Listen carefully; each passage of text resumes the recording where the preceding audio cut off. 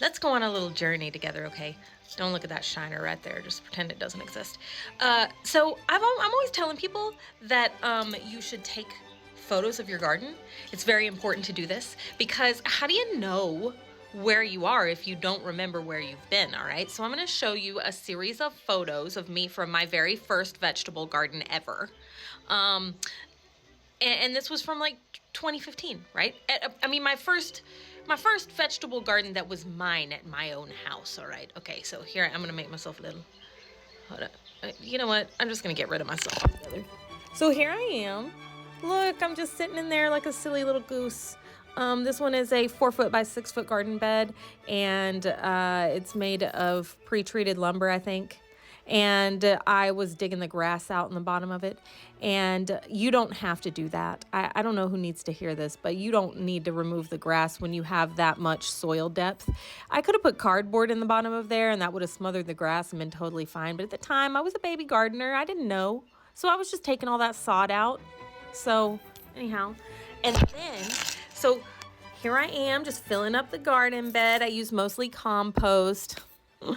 You can definitely grow stuff in compost, but honestly, you really should not.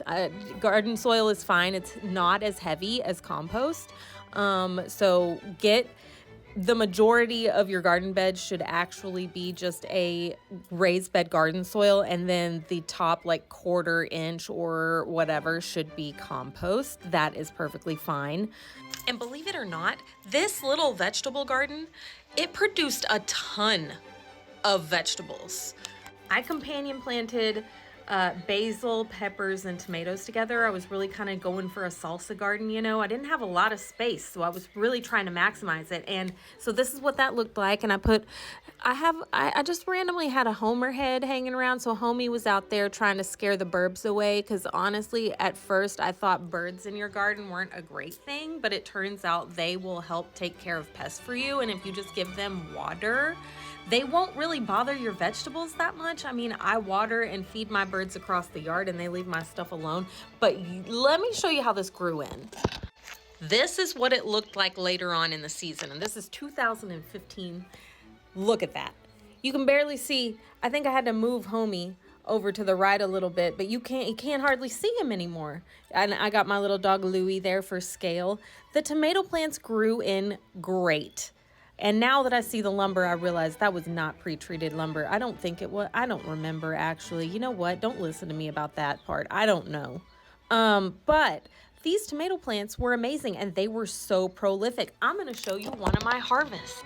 Here's one of my first little harvests. You can see Homer there. I was already getting tomatoes. It was early in the season, but I was so proud of them. Now, this garden bed served me well for a couple of seasons, okay? And so this is one of the harvests that I got out of that vegetable garden. Look at all of these homegrown tomatoes. You don't need a lot of space to grow a vegetable garden. You really don't.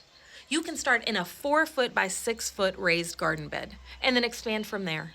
And you can build it yourself. And it doesn't even have to be very expensive. And I believe in you. I know you can do it. And anyway, there, look how happy I am showing off my basket of fruit. You guys, take pictures.